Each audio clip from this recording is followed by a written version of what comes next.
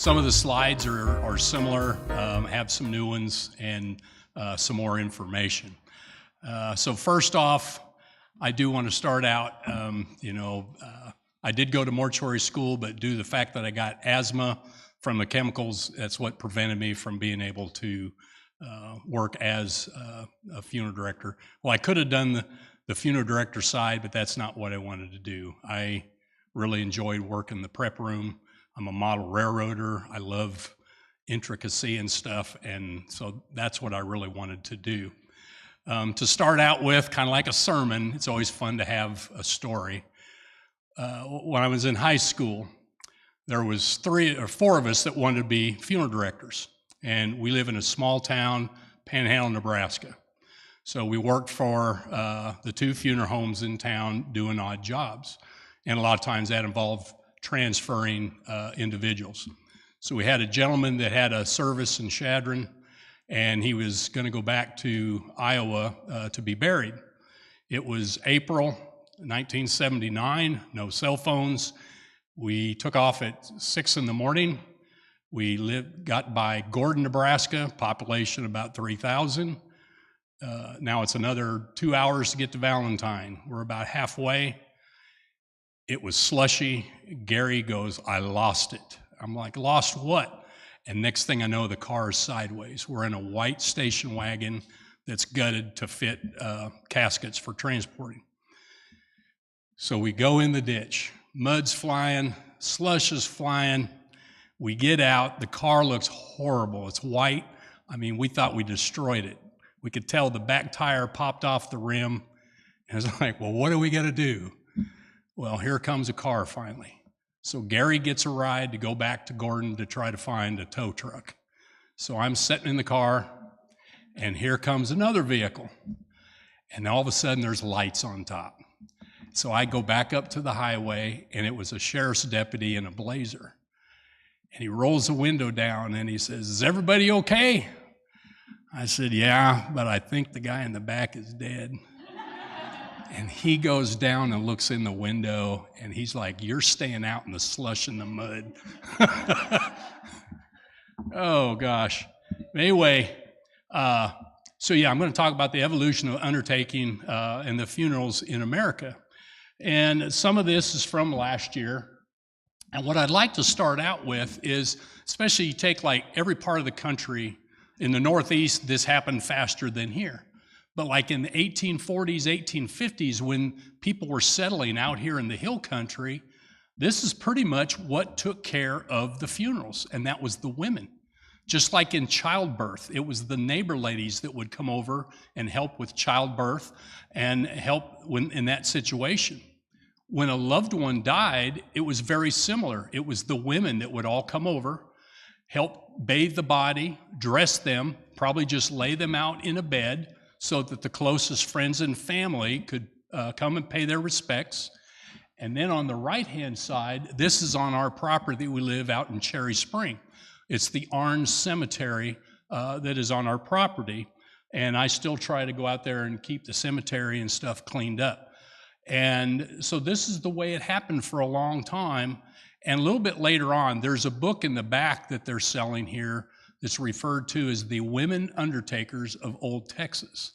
And it's really fascinating, and I'll get into it a little bit later in this presentation, but how we will go from a time when the women primarily took care of the dead, and then something happens to where, now it's a science.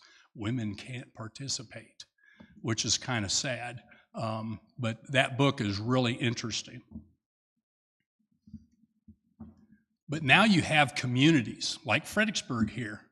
So in the 1850s, 1860s, then they come up with property for Catholic and the Protestant cemeteries. Now in town, if a loved one passed away, you can't have the neighbors come and take care of the loved one at the home and take them out in your yard and bury them. They're going to go to the cemetery. Well, a lot of times out in the country, the people probably didn't have coffin. They probably just wrapped the loved one in sheets and stuff and then took them out to their private cemetery and buried them. Well, now that you're in the community, what are you going to do for a coffin?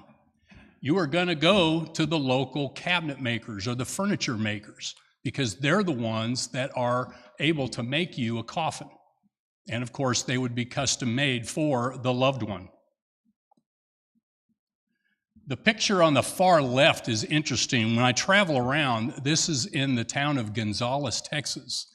And it's hard to tell, but at the top, the way the picture is, you can't really see it, but it's interesting, it's up top, it still has furniture and Undertaking, because that goes back. It's an antique store now, but I just thought it was really neat that the building still had that advertisement on there, that back in the day, that was probably a family that was a cabinet maker and was then the undertaker. In the middle, of course, this is right here at the Pioneer Museum, but in the early days before an undertaker had the money to go out and buy a fancy funeral coach, they would simply use what they referred to as a hack or a wagon to transport the coffins that they made to the loved one's home and then on to the cemetery or the church ground. And of course, the old way they would dress, even in the books here, it talks about like the Shedder family and the Beckman family, when they would go on the service themselves, they would dress with top hats and look very professional. A lot of our funeral customs come from the Victorian era. Just touching on it just a little bit, very, very strong in the Northeast. Not so much, like out here in the Midwest and in Texas, where there was very strict rules on what you would wear. A lot of times with Victorian era, if a husband passed away, the spouse was expected to wear these long black dresses for an entire year. So it was really strict. Now with the men, because if they lost a wife, they were just expected, because they had to go back and still work and bring home money. So they would wear armbands and things like that that are in this display case on the right-hand side.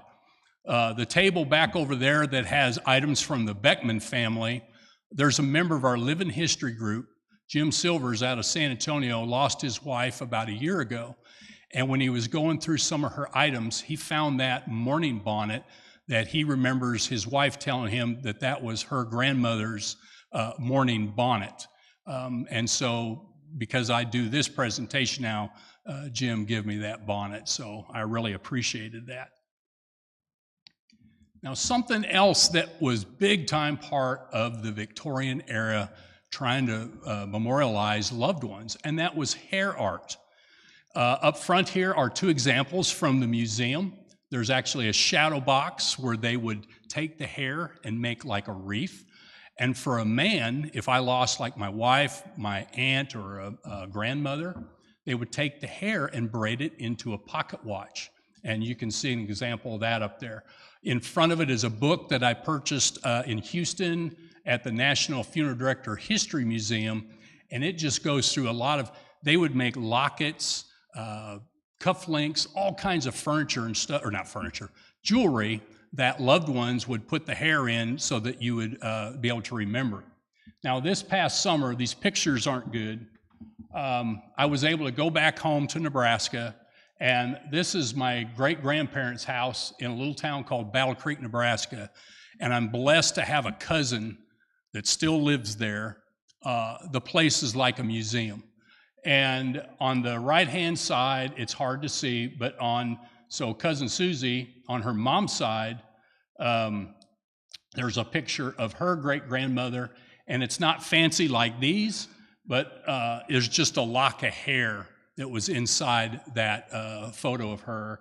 And then this is a shadow box with items from my great-grandfather and my great-grandmother, and again, you can't see it, but over here is just a locket of her hair that is inside of a little box. And so that's why I wanted to, it's awful dark. Another thing in that time frame that was big was post-mortem photography.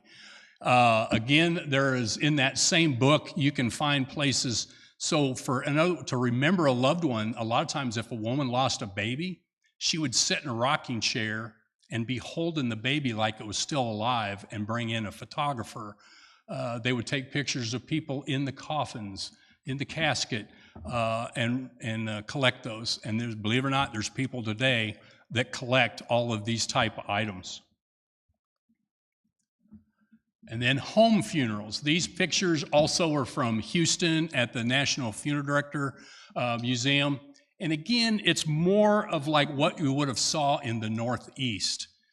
And we'll talk about the items that they would have used here. But this, underneath this fancy linens, would be a cooling table like this one here. Now, this cooling table is from the Beckman family here in the Fredericksburg area. This would have been used, what they took to the homes, and the reason they called them a cooling table is this is before embalming. And so underneath, they could put tubs and buckets of ice, and that's why it was referred to as a cooling table, is to try to keep the body cool and slow down the decomposition. Now, this one is real fragile on top. It's canvas, and so it's really old and brittle. Some of them, it was wicker instead of the canvas, and then others, it was like solid wood with holes drilled in it.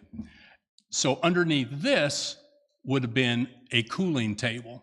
So once the funeral director had the body ready to lay it out for the family to have the wake for people to come and pay their respects, then of course in the Northeast, they probably had fancier linens and stuff to put on there.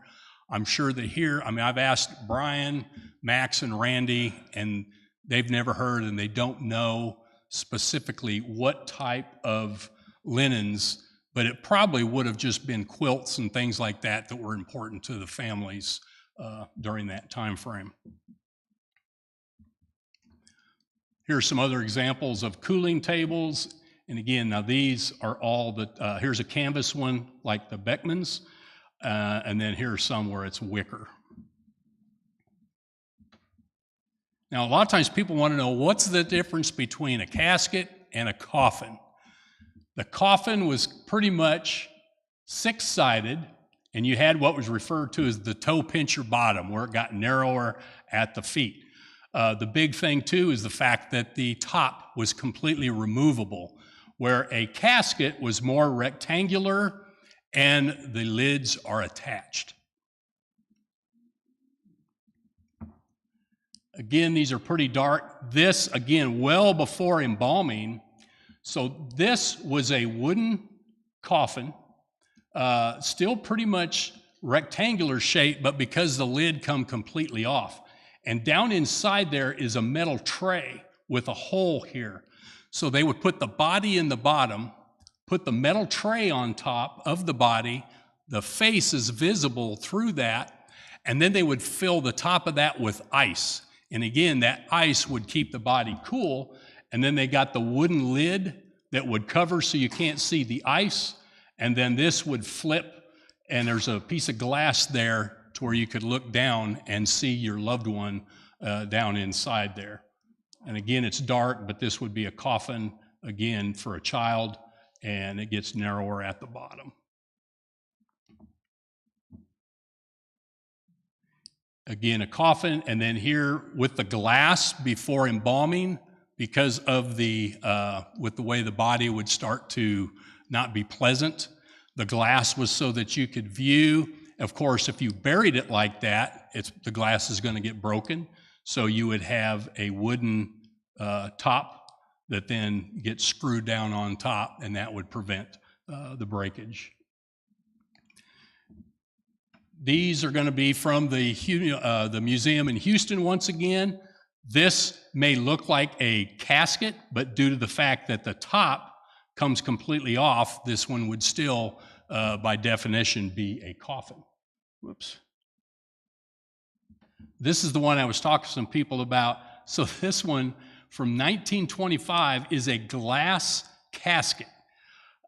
Why they would want to make one with glass, I don't know, but it's extremely heavy. And they said one of the problems they had was every time the hinges, when they would try to close the lid, the glass would break and crack. So on the back side, there's actually 4 very large shock absorbers that allowed them to lower that lid so that it wouldn't break. When you go into a funeral home today, you might hear the term full couch or a half couch. And what that's simply referring to is some caskets will have where you see the entire body, and most of us are used to the half couch where only it'll have the upper portion of the body exposed for visitations. Early biers, so maybe if you've been to funerals, you've probably seen where when the hearse pulls up at the cemetery and they open a side door and they pull out what looks like a metal accordion with wheels. Well, that's referred to as a church truck, and that's what they use today. And kind of like anything with transportation, back in the day, things were made that were, beautiful, I think. So again, at the museum in Houston, they're hard to see. These are dark, but some just really, really neat pictures of what at the funeral homes, the biers that they use to transport the coffins and caskets back and forth. Here's another bier, and this is an example of a metallic coffin, again, because it's narrower at the bottom.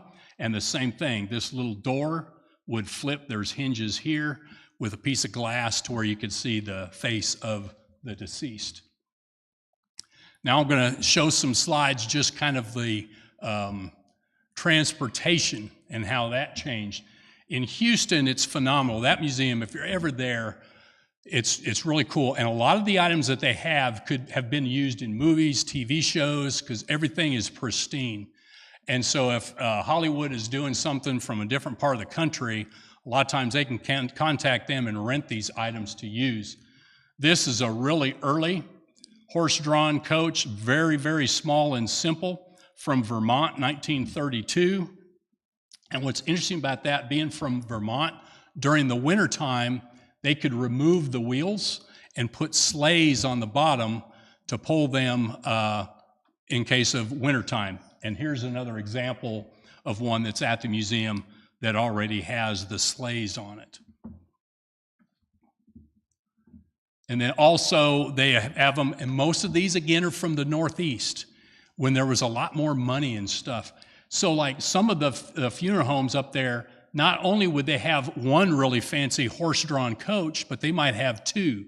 The white was then they could do females, and the black were for men.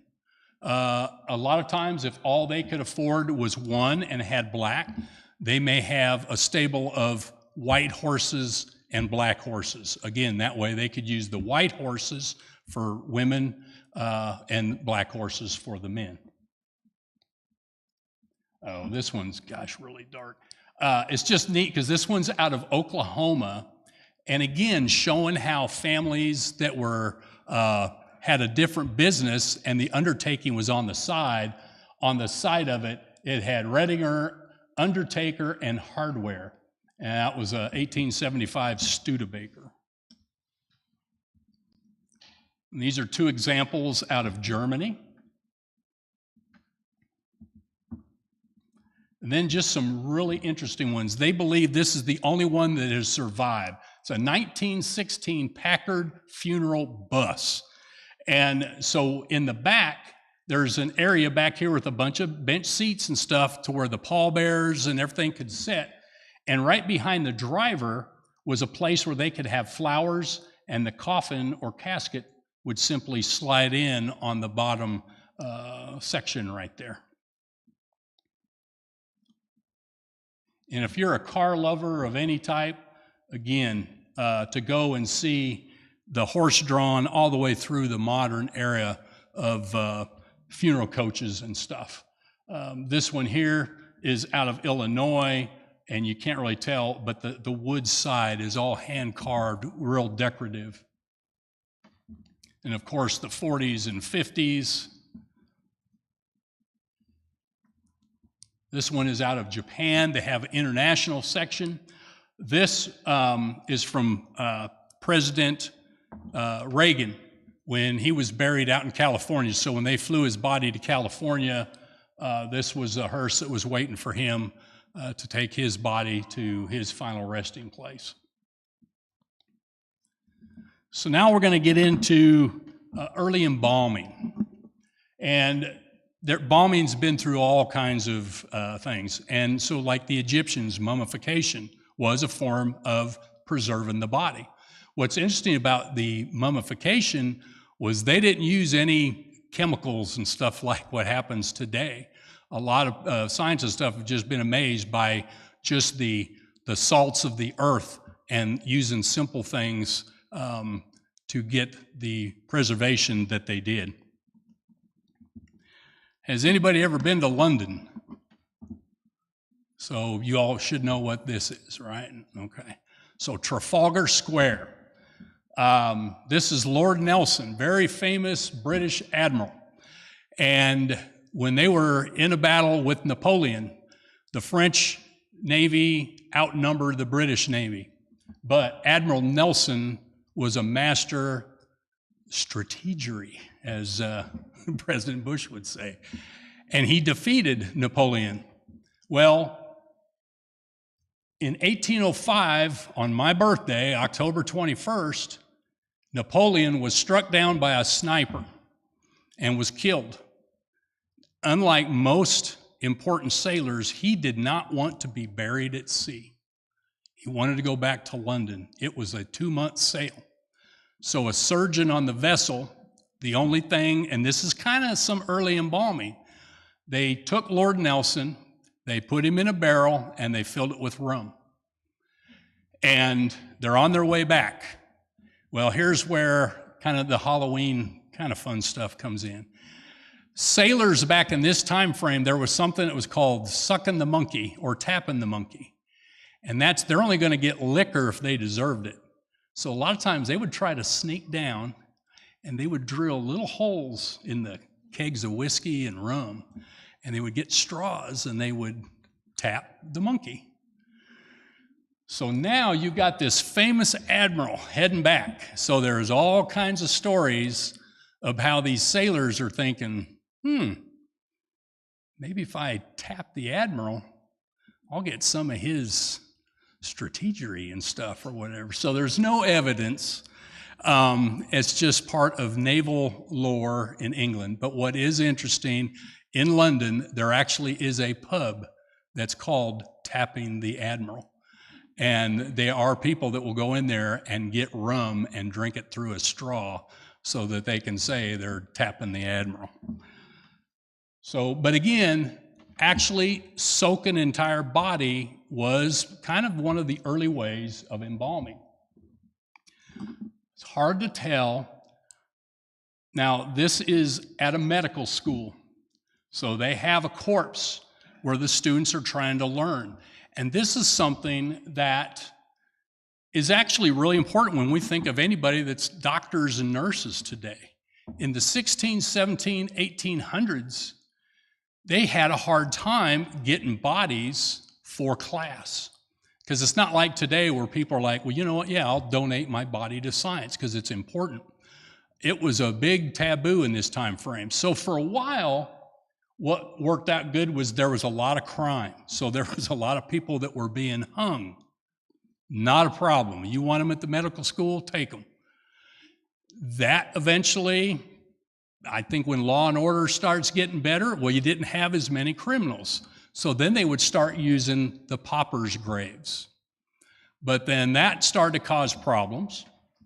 And so now, medical schools were actually paying their janitors and students to go out and rob graves. And what's interesting too by law is if you went and dug up a grave and took a pocket watch or took their gold teeth, you could be punished big time. But if you took the body, it really wasn't a big deal. So when they were body snatching for science, if there was any kind of valuables, they would leave them there at the graveside. So what gets really kind of interesting is here in the United States. So the Northeast is where a lot of our early medical schools, Philadelphia, Boston, New York, and there was a lot that were in Baltimore. During the winter months, when the hard winters would come up, The places up in New York, Philadelphia, and Boston couldn't go out and dig up the graves because the ground was froze. And so Baltimore, because of the railroads in the Northeast, become the big place for grave robbing in the United States. Now, they couldn't just go put the bodies on the rail cars because of the decomp. And so they had to come up with a way to get the bodies up to the Northeast. Well, kind of like back why I started with Lord Nelson. They would take barrels, put the bodies in there, and fill them with whiskey or rum. Now that worked to where they didn't have the odor on the train, so they could ship these barrels up to the Northeast. So now they had people that would go take the barrels and deliver them to the medical school. Open it up, get the body out, $25. Now here we're going to go back to tapping the Admiral again. Oh, this is a photo of, because grave robbing was so prevalent, there was actually a coffin grenade that a company invented to try to prevent grave robbing. If somebody dug up that coffin, the idea was it would explode like a grenade and kill the grave robbers. Now, the people that went and took these bodies for medical school were referred to as resurrection men or resurrectionists. And on the right side, I've got a barrel with the skull and crossbones and then the infamous rot gut whiskey. So here's where another story comes into play. When the body was taken out of the barrels and sold to the medical schools, and now this is out of Smithsonian Magazine under body snatching. So now it's like, okay, well, I got $25 for the body, and I still have some whiskey in this barrel. I know I can't go to the fancy bars, but maybe if I go to some of the lower end ones that are hurting for money, I can sell this liquor cheap. So they claim that that's where the terms stiff drink and rot gut whiskey come about. And if you look online and you specifically look up, did rot gut whiskey and a stiff drink come from, body snatching? Well, it'll bring up that that's a story, but there's no evidence. And like in that Smithsonian Magazine article, that's kind of what it talked about too. It said, well, it's kind of a believe it or not type thing. Because again, it's not like somebody's gonna write out receipts for whiskey that had a dead body in it, a day before.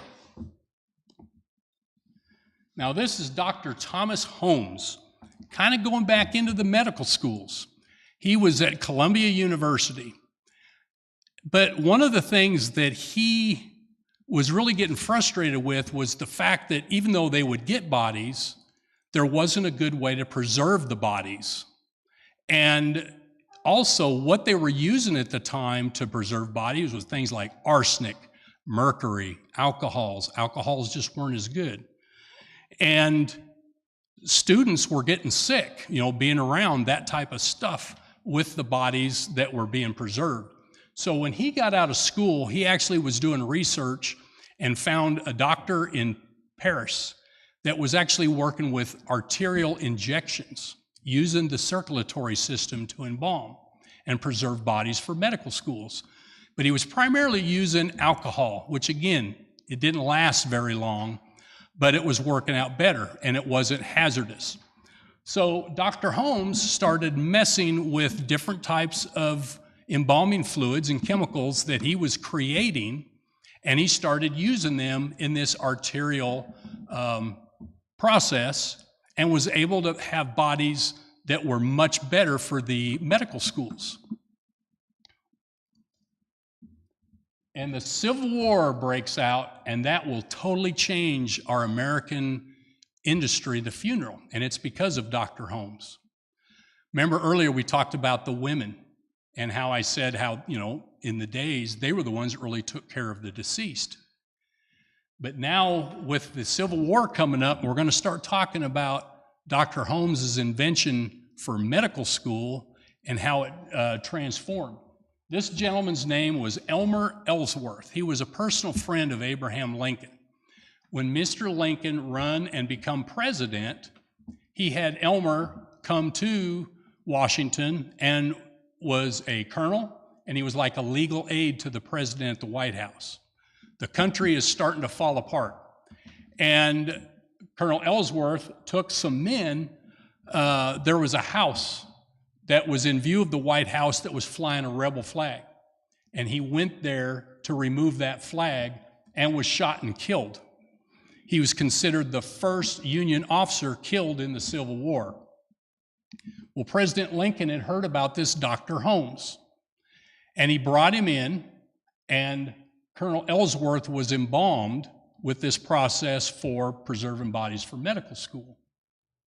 He was able to lie in state in the White House for like 5 days, and then went by rail to New York and was able to lie in state in New York for like several days after that. And so that's really impressed the president. So he talked with Dr. Holmes, and that is why Dr. Holmes is considered the father of American embalming. So he then got a commission in the Army and worked with the Quartermaster Corps. And so he trained men in this embalming process. And during the course of the Civil War, I talked about earlier about transporting the bodies.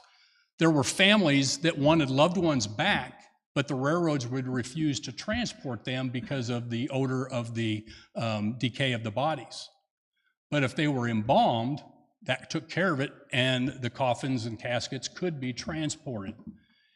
And they estimate that during the Civil War, there was probably about 40,000 soldiers. Now, these are all Union, not the Confederates. That 40,000 soldiers were embalmed and able to go back home to be buried in their hometowns, which is still a drop in the bucket when you think of over 600,000 men, were killed in the Civil War. Dr. Holmes became very wealthy because these men worked as like a contractor. So if a family wanted their loved one back, you had to pay, and it was $100. That's actually a lot of money back then, but that way they could get their loved one back. So a lot of these men made some pretty decent money during the Civil War doing this. Then what really brought embalming to the American public was years later when the president was assassinated. And they were going to take him by train, and they estimated it was going to take probably 19 to 23 days with all of the stops for the public to pay their respects from Washington back to Illinois. And that's when the public, then rumors started going around because people would see him and they're like, well, he was shot like 10 days ago. How could we, go and see it? And they're like, well, there's this new process called embalming. And that's what really led to then embalming becoming part of the American funeral industry. In the museum in Houston, these are just some examples of some of the improvements. It started out where it was just hand pumps, and of course, eventually you got electric pumps. This is an example there in Houston of what a prep room would have looked like probably in the 20s and 30s in the United States. What's interesting is they still, before they had the power, there was like a large funnel up here, glass funnel. They would fill with the embalming fluid. The tubes would go to the neck of the deceased, and it was just gravity fed. And so if they wanted more pressure, they could raise that tube up, or if they needed less pressure, they could just lower that jar and just using gravity. And again, in Houston, this is an example. It's from the 70s, but a lot of your current embalming machines look very similar to this today. So now we talked about all the different aspects of it. So now let's talk a little bit about our local history. First, the Shedder family. I find this just really neat to think that we have two families here, one 5 generation, one 4 generation, that literally have gone through this whole process. So this is Brian's great-great-grandfather, Heinrich Shedder. Came here downtown, what is now the Elk Store. He purchased that building in 1869, 4 payments of $50 for $200. And that was his carpenter shop. And that's where he made furniture. And kind of like we talked about earlier about when people in town then needed a coffin, who are they going to go to? Well, he was a furniture maker, so they went to Heinrich and did that. It was kind of interesting. By 1882, he was still just transporting the coffins in wagons, and that's when he was like, man, this business is picking up. So then in 1885, he went near San Angelo and purchased the family's first and the county's first horse-drawn funeral coach. And then there was Joseph, Arthur, Oliver, and of course, Brian. And these are Brian's grandparents. This is what's interesting with this one is, again, talking about how the women, because of embalming, were now shunned out of the funeral industry. So Brian's grandmother is actually mentioned in that book, The Women Undertakers of Old Texas, because one of the things that it did talk about in there is about the only way you could get in the business is if you were born to an undertaker or you married one. Well, she married one. She became one of the first women in the state of Texas to be a licensed funeral director embalmer. So a lot of you may probably know these three. Brian said, he told me a story and he said I could share it. So we're going to get to the ambulance service here in a little bit. Well, so Brian's grandfather bought a new ambulance. And the boys were like, I wonder how fast that car will go, because that's better than anything we've had. And Brian said at the time, there wasn't as many stoplights and they weren't as fancy as they are now on Main Street. But if they had a run, they could call and they could push a button and it would send the lights all red, right?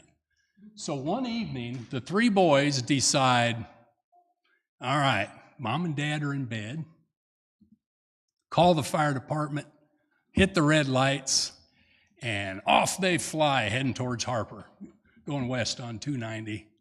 They come back to town, come the back way. And I didn't know this, but Brian said that his dad would go to the Nimitz Hotel. I guess there was still a cafe there. And so he would go there for coffee and a donut in the morning. So he gets to the cafe, and everybody starts questioning. It's like, wow, what happened last night? He's like, what are you talking about? Well, we've seen your new car, heading out of town. What kind of accident? What was going on? He says, the accident's going to be when I get home.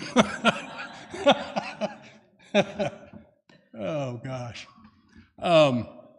And we talked about this last year. So this is a model that they have at the funeral home of their funeral coach that was purchased. And notice the plumes on top. A lot of the old funeral homes, those plumes you could take off. And again, kind of in the Northeast, the big thing was if you were the town drunk and you died and they took you out to the cemetery, you probably didn't even have one plume on top. If you were a groundskeeper, you might get one plume. But, if you were the mayor, you got all 6 plumes on top. But the Shedder family, everybody was treated equal, so everybody always got 6 plumes. Now, you look at the shape right here, and look at the shape here. I always get a kick out of this because my dad teased my mom and her sisters, they were German, about being tightwads. Germans are tightwads. Well, Brian shared with me, this photo was taken in 1922. This is in front of what's now the Elk Store, which was still the great-great-grandfather's furniture shop. And in 1918, I believe, they bought a truck. And instead of spending high dollar on an actual hearse, then they just took their horse-drawn coach and mounted it to the frame of the truck to save a bunch of money. And So anyway, I thought that was definitely very unique. This is a picture of the Shedders. And I asked Brian about this vehicle, and it was kind of interesting because for a parade, he said they actually borrowed it from Hurley's funeral home in Pleasanton, Texas, for the parades. And which I thought was neat because right off the bat, he mentioned Patrick. And when I was going to school in town, I had classes with a young Patrick Hurley that was, right out of high school, but is running Hurley Funeral Home to this day. And now the other family, the Beckmans. So this is Ferdinand Beckman. Very interesting. When they come over here, when he was young, he wanted to be a cabinet maker. And they didn't have a lot of money. Matter of fact, I think he was one of 9 children. And so he worked and he saved money to go to San Antonio to learn the art of becoming a cabinet maker, furniture maker. And so then like 1875, 1876, when he come back to Fredericksburg, he opened up a furniture carpenter shop. And supposedly it's not the same building, but the location where the old bakery, the old German bakery is at, was his shop or whatever. And then the same thing where his son Max. Now Max is interesting because Max Beckman, now that you're starting to get the formal schools for embalming and stuff like that, Max went to Chicago and I believe like 1908. And so he was probably one of the first officially licensed funeral directors and embalmers in Gillespie County, with Shedder family members being right behind. It was in the 1930s when both of them then purchased land on San Antonio Street. This was the Beckman Funeral Home, and of course Shedder's in its location, and they've done some modifications to it since that photo was taken. And then on the Beckman side right now, so the bank that's on San Antonio Street, that was the Beckman Funeral Home. And I believe the parking lot behind it, is that where their furniture store was? And so they had a large furniture store here. And then Max runs Fredericksburg Funeral Home, and Randy is over in Mason with Mason Funeral Home.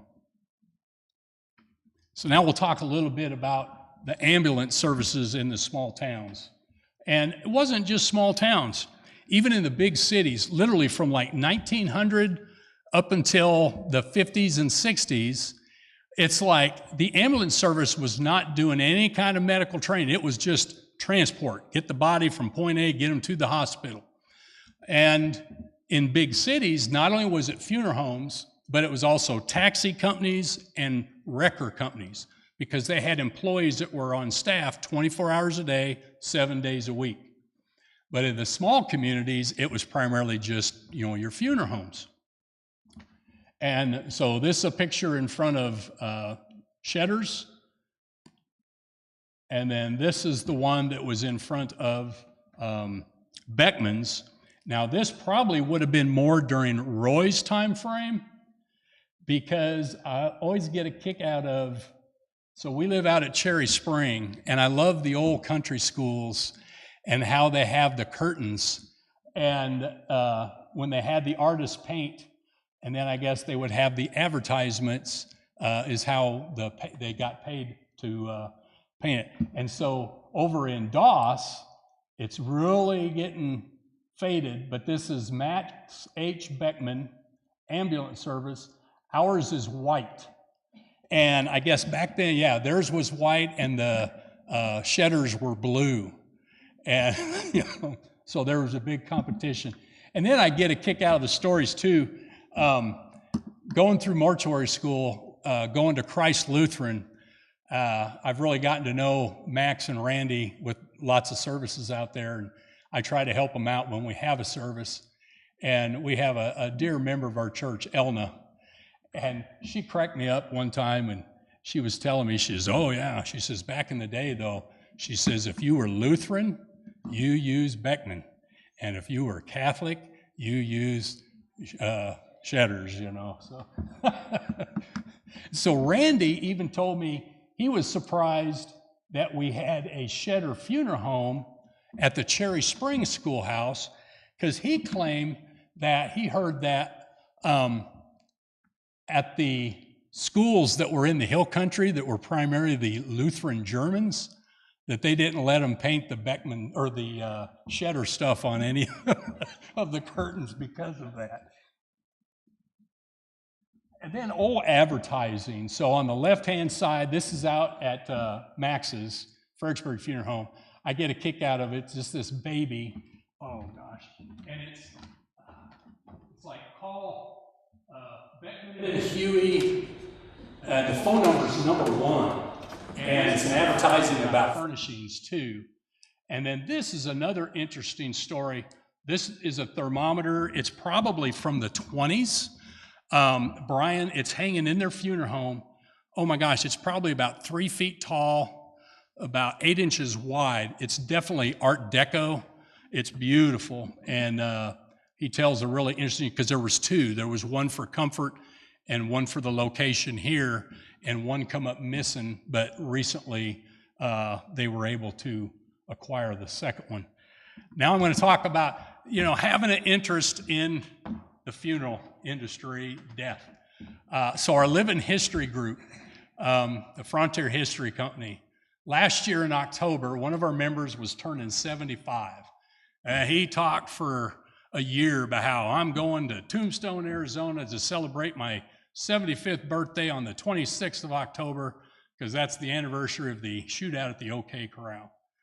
Well, next thing you know, there's like 8 or 9 of us that ended up going. It was a blast. We did Texas Ranger history on the streets of Tombstone. It was phenomenal. But on the way, I had never been to a lot of the other Frontier forts. This was the first time I was at Fort McCavitt. And of course, they have a lot of buildings that are set up, and they got a huge hospital. So the hospital was fantastic. And then I looked out the window, and I seen a small stone building that was called the Dead House. I'm like, man, I got to go over there. And sure enough, that's where, when they had deceased bodies there at Fort McCavitt, where they would go in, and so they've got some of the old coffins and stuff in there. So then we take the trip to Tombstone. Of course, we did do the infamous tourist trap photo downtown, but it was great. We went to Boot Hill, and geez, I should have it memorized, but that's the one, the infamous "Here lies Henry Moore, shot with a .44, no less, no more," or something like that. And then what's interesting over here, the day that we left to try to head back to Interstate 10, the same member that donated that bonnet to me, Jim's vehicles are always pristine. He keeps them super clean. Well, this is the gravesite of Johnny Ringo, and it's about an hour and 20 minutes from Tombstone, out in the middle of nowhere. We took dirt roads off a paper map, over mountains, and Jim was freaking out because now his vehicle's all dusty and dirty, but we eventually made it to Johnny Ringo's, and unlike the 1993 movie of Tombstone, where it's this, really cool shootout or whatever, he actually was found dead with a gunshot wound to the head up against this oak tree back here, and was just buried there on the location. This is on a ranch, and the gentleman that owns that property knew that because of the popularity of Johnny Ringo, people would just go onto his property. So it's really kind of neat. You can park at the road, and he's got like a fence where he's got like a 6-foot walkway where you can go back to, the public can go back and see Johnny Ringo's graveside.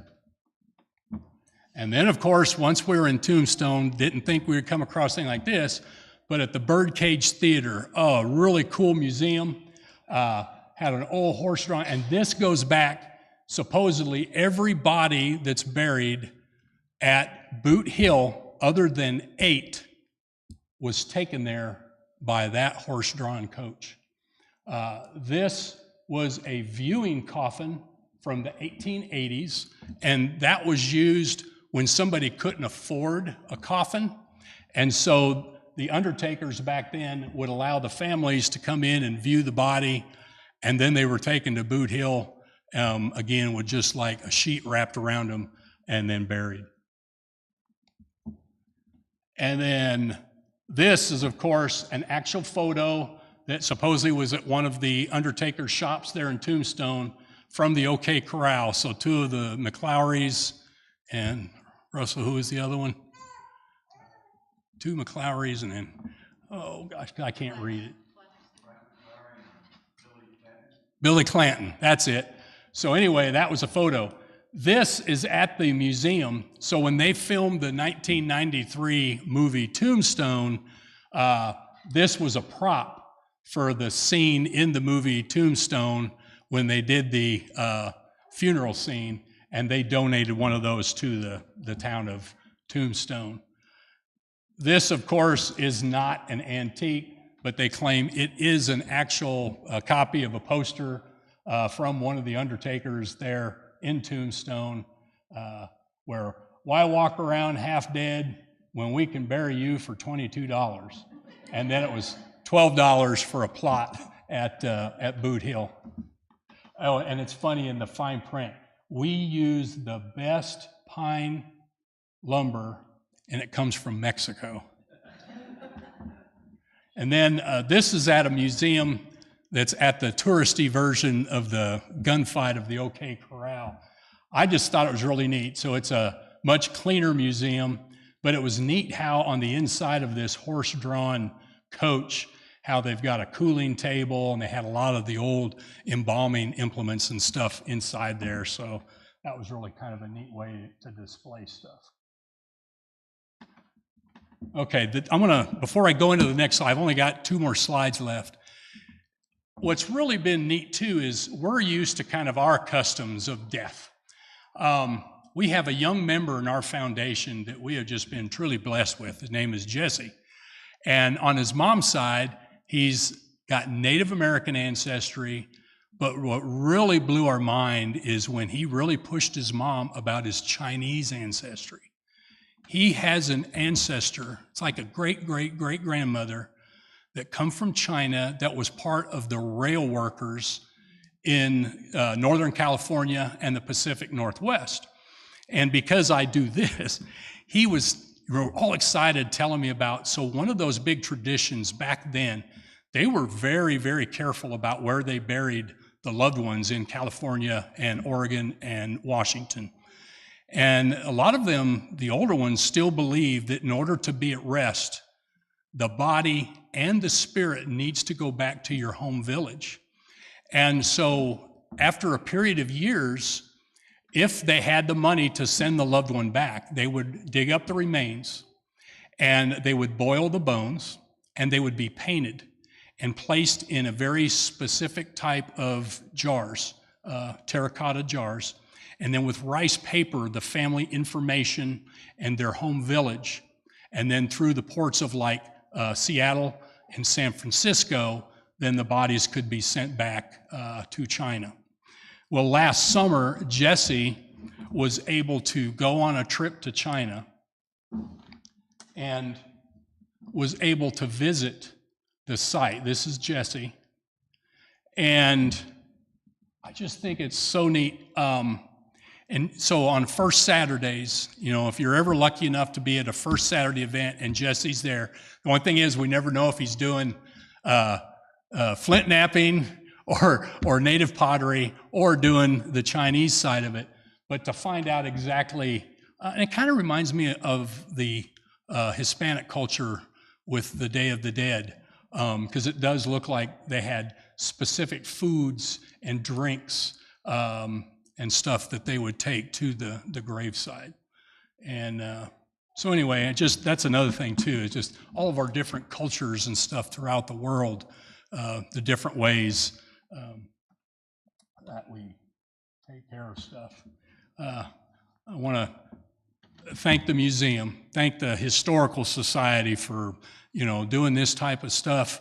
I thank the National Funeral Director History Museum out of Houston, because a lot of the photos were from that, our foundation, and definitely a big thanks to like Max and Randy Beckman and Brian Shetter. So what's interesting up here, I did talk about the cooling table that's from the Beckmans. This wicker is referred to as a removal basket. This was donated to the museum, again, by the Shetter family. Now, unlike a coffin, notice how the handles are just on either end. Older ones dated back to the Civil War. This is before they had gurneys. And a lot of times, this is how they would transport the wounded from the battlefields, like to the hospital tents and stuff like that of the Civil War. But the reason they're really referred to as a removal basket is then the early undertakers, again, because they did not have the gurneys yet. So these worked out really well to go into homes with narrow doors, because when they were going to remove the body, with the handles being on the end, it was an easy way to get through the doorways. Now, this gray table back here, so Brian felt bad because before he donated it, he went out to the garage one day and he was really mad because he noticed there was a hole in it. And he opened it up and there was a squirrel. So a squirrel decided to turn the removal basket into a great squirrel house. So he donated it so that it wouldn't get deteriorated anymore. And so now back behind here, this is an old transportable embalming table. It's very heavy. So I think it's kind of neat because Brian asked me, he says, well, do you think the museum would want that? And I said, I don't know. And so it was kind of neat on Thursday when he brought it. And I got a kick out of when Brian set it down and he looked at Carter and said, well, let's see, can I leave it? And Carter says, oh, yeah, you can come back Monday. And he says, no, can I leave it? Leave it. And Carter's like, well, where am I going to put it? Where am I going to put it? Yes. But it's very heavy. It's got a metal top. The bucket underneath, when they would take this to a home, they would usually go to the kitchen and set it up. And also notice how it's higher up here, and then it slightly slopes down. On the top, there's a groove around the edges, because then when they would have started to force the embalming fluid in the body, and then as the blood and fluids would come out, it would go down and then drop down into a bucket. And what Brian said, what was kind of neat about it, was he knows that he heard his ancestors talking that even though they didn't, when they got the funeral home, if they ever got into a pinch where, you know, I don't know, maybe in the wintertime when you had a lot of people dying of the flu or something like that, it come in very handy at the funeral home as an extra embalming table that they could use. So that's what that is up there. And then I've got a last thing. So this is at an antique store in Brady, Texas. And this is like a Halloween cheesy top hat. And it was sitting on top of this coffin with this plastic skeleton. So my grandma Priner grew up in a town of 700. And the funeral director, when she was a kid, she remembered he always wore a top hat everywhere he went. And so downtown you had the funeral home, a 3-aisle grocery store, and Teg's Keg, the bar. So my aunt is about 8 years old. She goes to town with my grandpa, and he does his chores, and then he's got to go have a beer at Teg's Keg before they go home. So my aunt has to go to the bathroom. So she goes, and the door's locked. She goes back to my grandpa. Grandpa, I got to go bad. Go down to Jerry's. I know he don't have anybody in there right now. Okay, so she goes in there. Well, the toilet was underneath the staircase. It was a real small one. So she grabs a doorknob and opens it up. He's sitting on the toilet with his top hat on. And she said she probably was just like, you know, like, oh my God. And she said, just as calmly as could be, he took his hat off and says, how do you do? And so when I was in that antique store, I had Russell, I think it was, take that photo, and I sent the picture to my aunt, and I said, how do you do?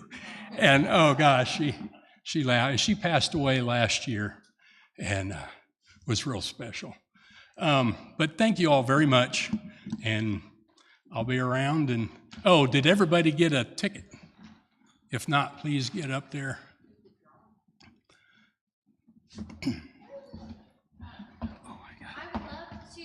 Up for questions if anybody has any questions for Jeff.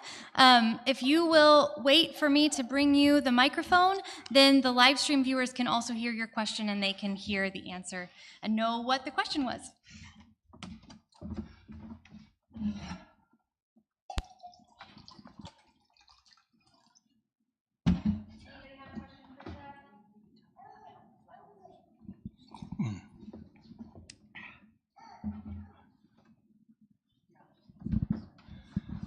So I noticed there was a picture of a casket that had a bunch of flowers in that room. Very good. Yes.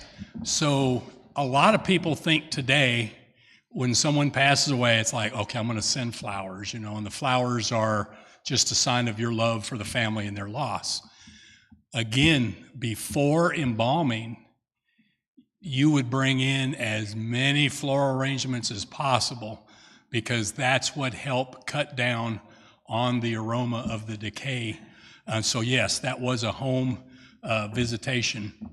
And matter of fact, last year, the museum has a photo of, like at the cemetery, where after the service, when the body was buried, and I mean the pile of flowers that was put on top of that graveside was huge. I can't even imagine how many flower arrangements were at that service.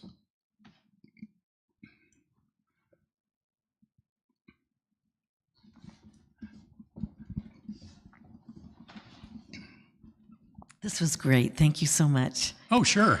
There was a picture, and you had a horse-drawn funeral carrier, and the caption under it was "funeral." Okay. So capital F-U-N. When I was when I was going to mortuary school, so one of the first funeral homes I went to, I was Air Force, and I was on honor guard every base I was at. And as a student, I think it was my very first class, and so they would send us out to the different funeral homes to assist. And one of the funeral directors, he kept coming up to me, he goes, "You're not on the honor guard." Because, like, you know, I'm constantly welcoming people, but I'm standing there like a stiff soldier. And he goes, "The first word in funeral is fun. Remember that," you know. And it was so neat at the end, because he told me 3 or 4 more times, "Come on, relax, don't be so stiff." And then at the end of the day, when I was leaving, he said, "What did you learn today?" And I said, "The first word in funeral is fun." But so yes, that's why I did that. Thank you. Do we have any more questions for Jeff? All right, well then we'll go ahead and draw for our door prize. So if you've got your ticket, you might want to pull that out of a pocket so we can read your number, and hopefully you're the lucky winner.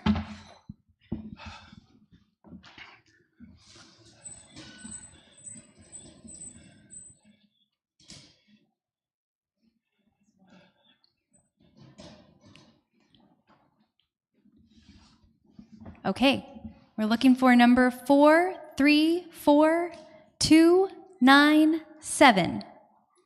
Kathy Lewis is the winner. Congratulations, Kathy. And you can come and collect your wonderful prize donated by the Frontier History Company Foundation, our wonderful living history volunteers. That segues us pretty well into tomorrow. I hope you'll join us, or tell your friends to join us tomorrow for Living History at the Pioneer Museum. Jeff and all of the Frontier History Company will be here as costumed interpreters for our Texas history. We'll have blacksmiths in the blacksmith shop, and our education activity tomorrow is rope making. So if you'd like to come and make a rope, we'd love to see you again tomorrow. And we hope that you'll join us for the next Friday public presentation, which will be in February. We want you to go see the parade on the first Friday in December, and in January it'll be right after the new year. So we will resume these presentations in February February of 2026. We're so thankful that you joined us over this year of our Friday public presentations and first weekend celebrations. So thank you so much for being here today, and I hope you have a wonderful rest of your evening. I have one more thing real quick. Sure. My thank yous. I forgot one. So the candle floor stands. So I need to thank Diane Stye, if any of you know Diane. So we're members at Christ Lutheran, and we've got a storage shed. And so one day I was getting some stuff out of the storage shed, and I seen those. And so I went to Claire Lane and Elna, and I'm like, man, would I be able to use those for my funeral presentation? Well, that's fine, but they don't belong to the church. They belong to Diane. Okay, so a couple of Sundays later, I seen Diane and asked her if I could use those for this. Oh, absolutely. So, oh yeah. Anyway, so I wanted to make sure I thanked her as well. Thank you so much to Jeff. If you wouldn't mind taking a moment to fill out your survey card and leave that in your chair, we would so appreciate your feedback. Thanks, y'all. Have a good night.